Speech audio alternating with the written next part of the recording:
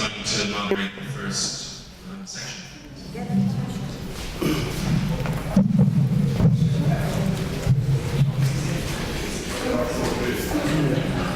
Hi everyone, please take your seats.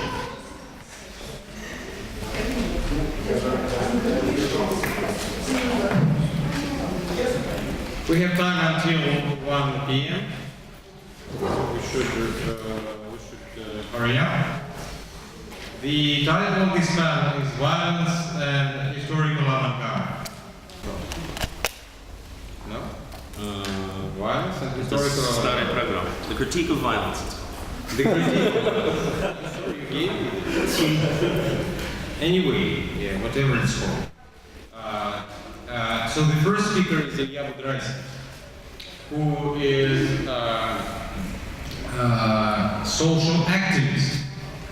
The first affiliation that I have in my bio. But in fact, Ilya is also an author, a historian, an intellectual, and currently an employee of NCCA, that's a C, in Moscow. He's also a member of the editorial board of the Moscow Art and an associate of the Institute of World History. Right? So the title of Ilya's talk is Does the War Leave a Place to Violence? You're welcome. Thank you. In fact, the topic that I wanted to raise needs needs to be rethought, and my short presentation, which is my first experience into this, working with this topic, should probably become a preamble of a larger discussion, rather than answer the questions that the discussion might raise.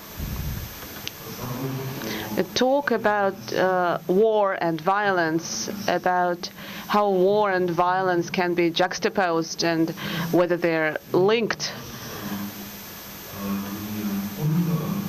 It is not only it does not only have a theoretical dimension, but it is also very relevant. This issue has to do with our current situation. It has to do with the relation with power, with authority, the way we see it all over the world, and in this country as well. This issue is also linked with the possibility, with the chance of critique, because violence as an intellectual tradition, which we are part of, has to do with the issue of whether this violence has some emancipatory potential. Can this violence liberate? Can this violence change the world?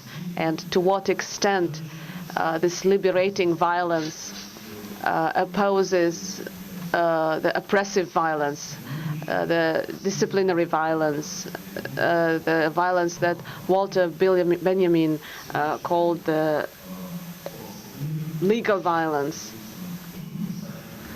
In today's world, we have, war zones expanding. Over the past 3 years, the global map featured new conflicts, war conflicts, bursting out, and in each of these conflicts, we have a feeling that those participating in this conflict and those watching this conflict, witnessing this conflict, are they able to change anything? Are they able to control their fate? And we are losing this feeling that they are able to control anything. In each of these war situations, you have a possibility of critique is being reduced. We've seen how militarization of social conflict, militarization of political conflict, of a revolution can very quickly annihilate the social dimension of revolution, its true meaning. Using a very sad example of the drama we see in the Arab Spring, we can see that the whole Far East, the whole Middle East, region, the potential of a social revolution turned out to be overrun by this conflict being turned into a war conflict. If we look at Syria, we'll see how this logic works. In the beginning, you have mass protests against the regime, and you can describe it as revolution. After that, with the help of those parties interested, you find a very comfortable enemy, and this enemy turns into a monster, like this Islamic State we have now, and any revolutionary potential or any change that can come from the bottom, or seeing this conflict as a conflict between the top and the bottom, as the conflict between the oppressing and the oppressed, oppressors and the oppressed, is totally removed from the agenda. In certain circumstances and taking into account the specific features of each country, we could, use the same analysis to review the Ukrainian crisis. Participants of this war situation, or the situation created by the war,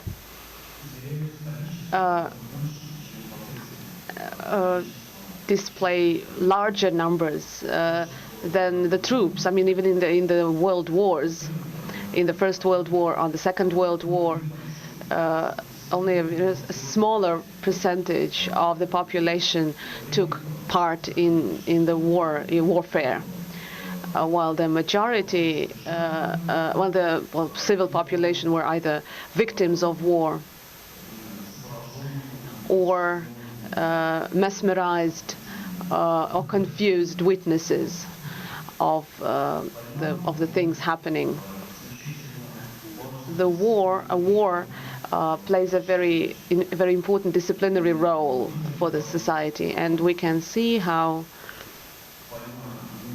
the war does not create new situations in the society, but how it enhances this power of law, this power of oppression, and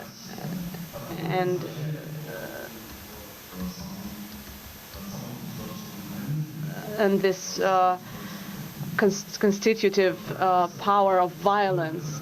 Intellectual tradition of reflection on violence, starting from Sorel through Benjamin to Hannah Arendt, posed similar questions about how violence is different from politics, on how violence relates to power, how it relates to law. Georges Sorel started all his reflection is focused on the idea that true violence, liberating violence, is the violence that breaks the consensus or monopoly for violence that the state would like to own. As Sorel sees it, the state does not only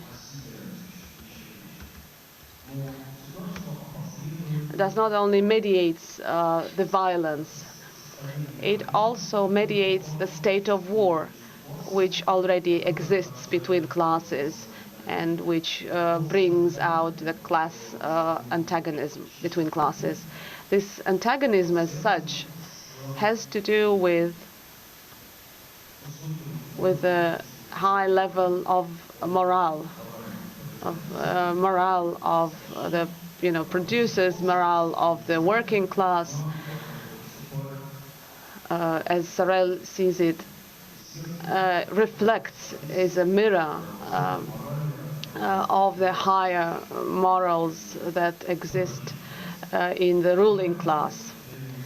This morale is not universal, but it is linked to the social war that is inherited in the capitalist structure, in the structure of capitalism. It's kind of a war moral. You have it has to do with courage, with readiness for opposition, being ready to go beyond the preset order of things. The development of capitalism, as Sorel sees it, helps to makes both classes, both the ruling class and the oppressed class, lose this morale thanks to this growing power of the state, regulating power of the state. This is why Sorel sees the state as a main opponent, because it is a barrier between two classes which are ready to enter into war, into battle. For Sorel, reformism is a big problem, because reformers enhances this consensus role of the state, which enables the state and it gives the powers of violence to the state and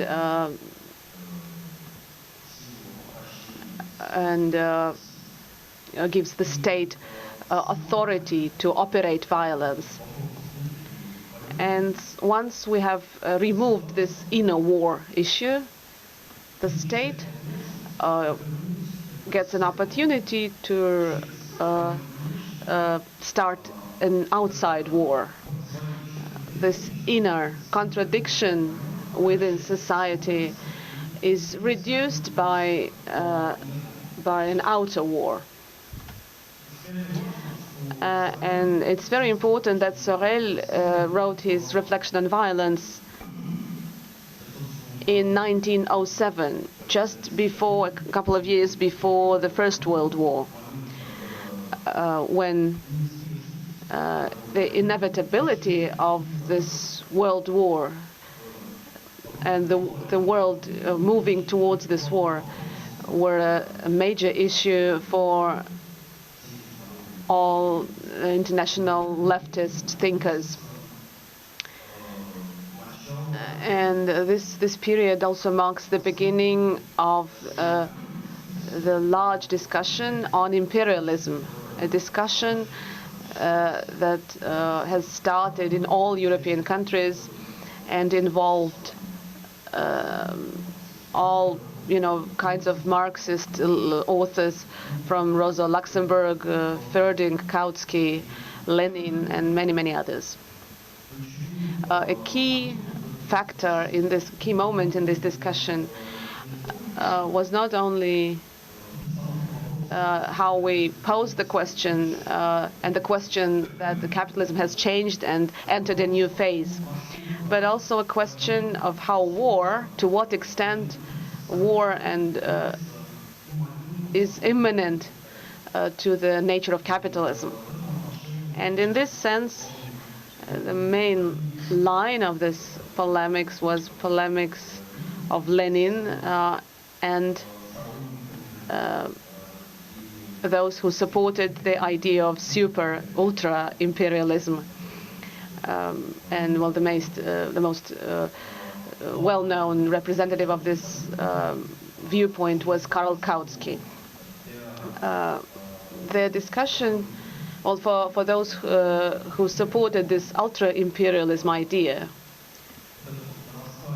the growth of war conflict and war opposition between various world powers, between various imperialisms,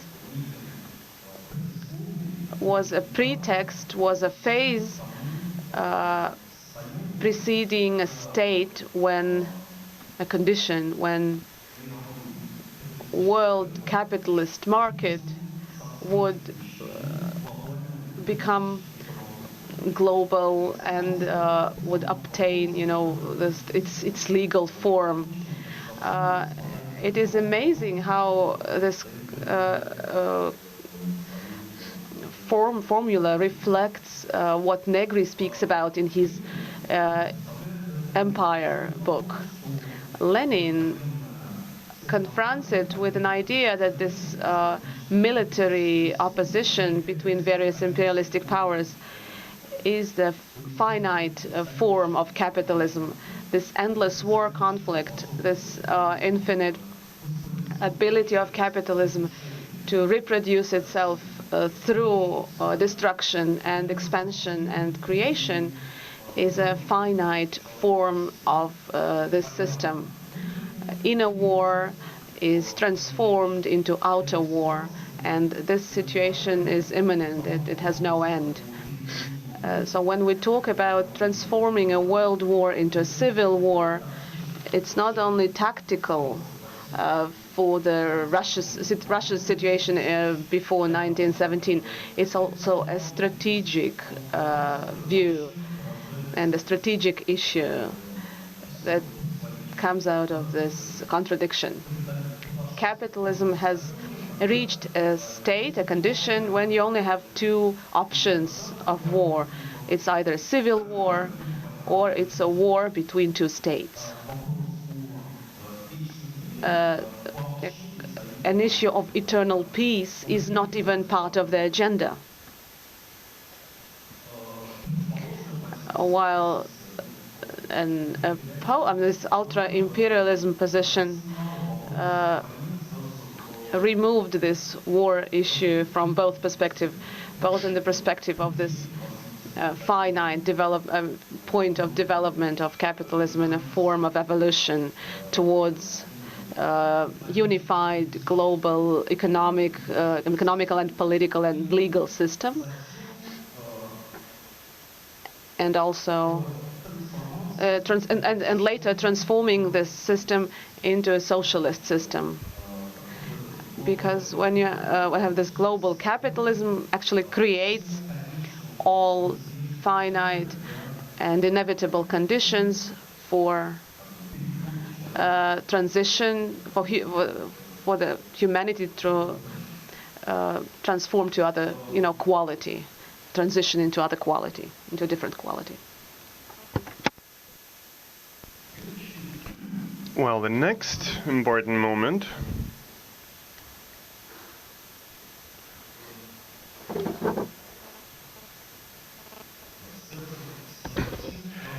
has to do with the war, the right and the violence, how they create a situation of obedience. If, for Sorel, the key conflict, the key juxtaposition was juxtaposing war and politics, or violence and politics. For Hannah Arendt, the key line was juxtaposing power and violence.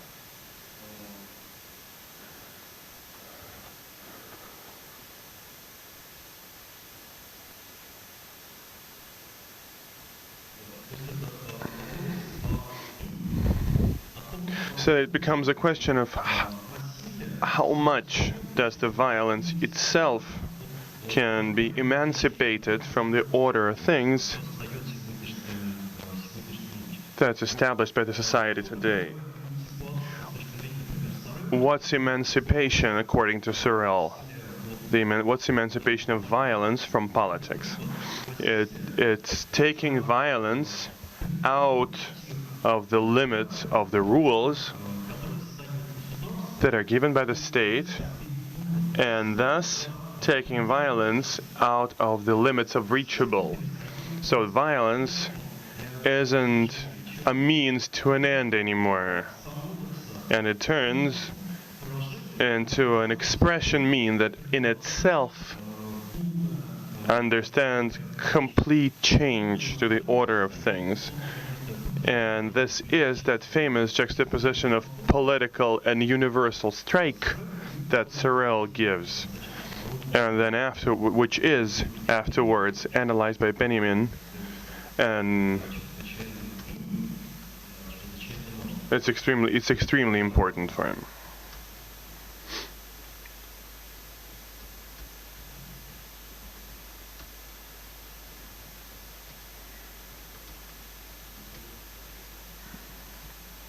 Just give me a moment, need a sec to find my thoughts. So basically the question is, how does violence, which is constituent violence, the violence that is inbuilt into the mechanism of the existing state, and Benjamin, by the way, he points out that there isn't a state and there isn't a law that condemns violence as is. It just puts the framework within which this particular violence can be applied. So violence in itself is neither condemned nor accessible in full without any borders to any citizens of the state. Violence exists in the states because it can be it can be regulated, and it can be used for regulations of the violent relationships that exist within a society. And here a very important question is born that has to do with the war, as to how much does the war actually change the state, as to how extraordinary is the war that takes violence out of the framework of regulation or political regulation of violence that in general sort of matches the normal political organization of the state. Benjamin, in the critique of violence, has a very important point from this point of view, where he talks about the critique of militarism, and he condemns the critique of militarism from the point of view of the critique of it being an excessive violence when the state reaches out of the situation of the usage of the violence which is characteristic for the state. And he writes that militarism is forcing the universal violence onto the people as a means for the governmental ends, and the forcing tries to reach the legal goals as forcing citizens, for instance, into a draft is a legislative goal, meaning that the war becomes a extreme expression of the government's power to force as an extreme or ideal application of the governmental law is the rule for capital punishment. And Benjamin writes about that in his text. When we start thinking about this, we inevitably remember, any wars, witnesses of wars, or whenever we hear about this organizing, pacifying, or in a violent meaning of it, the pacifying role of war towards the society, it bleeds through very clearly. And if we remember, a number of fragments from one of the best witnesses of the war ever written, to book of Ernst Junger, in the steel thunderstorms, where we see the war for him as an expression of true life, as a counterweight towards the unexpressed, to the unreal life, the life that hasn't been seen, that is only seen as the only natural, peaceful life for a human being. He talks in great detail how the German army walks into a small French town where people are involved and are loving their peaceful life. Their peaceful life is the only modus operandi for generations. They've built they have comfortable homes, great furniture. Everything is made for peaceful life there. But the moment when the war walks into this town, turns out that even more this order of things fits to organize into a war activity and turn the small town into this ideal frontline point. There's lovely gardens and different institutions and construction and entertainment and comfortable constructions. They organically turn into some military dots. You know, that they're great for trench digging, and this transformation of peaceful into the military happens in a matter of hours, and illustrating the militaristic potential of peaceful life. And the war, according to Junger, is a way to express the militaristic potential that is contained within any element of what we get accustomed to perceive as what's created for our best state in a peaceful life. The militaristic situation, it affects, like I said in the beginning, it affects the society and a great number of people that are outside the boundaries of the war.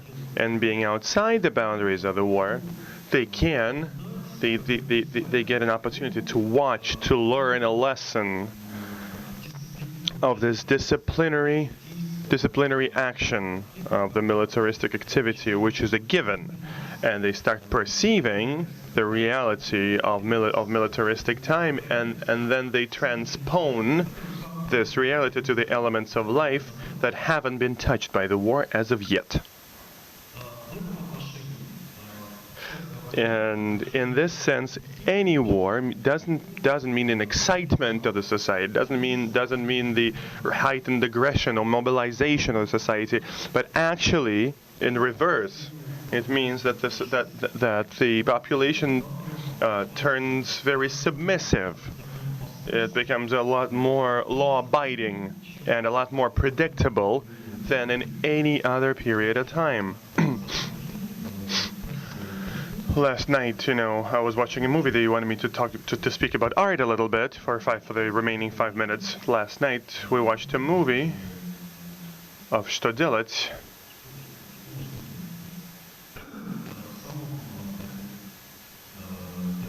And the brightest point of which was this refrain, this constant question as to who beat up the picketing girl that stood with that poster, "Russia kills." And this question had to do with reimagining of this quasi-militaristic, very carefully aggressive state of the society, which very acutely and very talentedly was captured by the creators of this film. But as I was listening to all of these explanations, and the explanations consisted of, that the vigilant citizen, who beat up that picket girl, it can be anybody, it can be our neighbor, can be an older woman that watches Channel 1 every day. and so on. So the accusations, is given to whereas the great attention focus shouldn't go from who beat up the picket lady, but whoever is a bystander who walked past her, because those 87% of this militaristic and political unison of the society that has been discussed a lot during the after the screening. Their unity consists of not them that are being ready to express their active violent act that goes out of the state regulation as a response to this behavior of those who become the national traitor and just muddle the calm waters of the society. But this unity is to push away any political element, any element that brings forth the conflict lines within the society that is cemented by this militaristic discipline that is pierced through this must to obey the law that is multiplied 100 times in the war situation. Those who are ready to cross the line of internal resistance from either of the sides in the situation, there's very few. I think the number of people that could have beaten up the picket girl is not seriously higher than those that can take those posters out into the streets. The morale that the state preaches, and that especially in the moments of the war that the state dictates, is actually the opposite. Is not to go beat up the traitor, but is in perception of this behavior as a behavior which is divergent, that is best ignored, best looked over, as it's best to ignore the behavior of whoever who consciously or subconsciously breaks social norms, or sits in the room, listens to the lecture, and starts blowing their nose or vomit or whatever.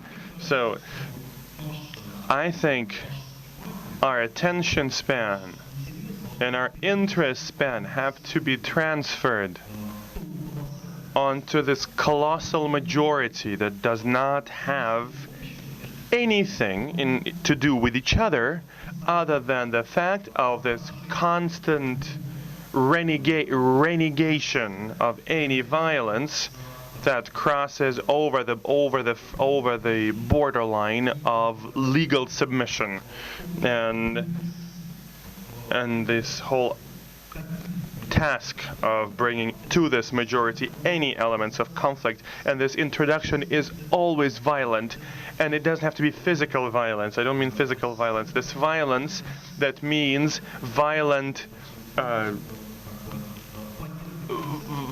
entrance into this militaristic consensus that inevitably is built in a situation like that. So the question of juxtaposing of civil war and world war, or the war between the states, is a question that should be posed by any person, politician, artist, activist, intellectual, whoever is trying to introduce complication into the society and attempts to gain any kind of reaction to their expressions. Thank you.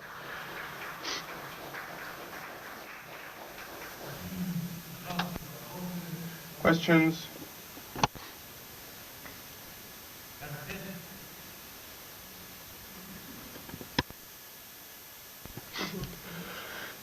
All right, well, questions in the end, fine, because that's what the boss said.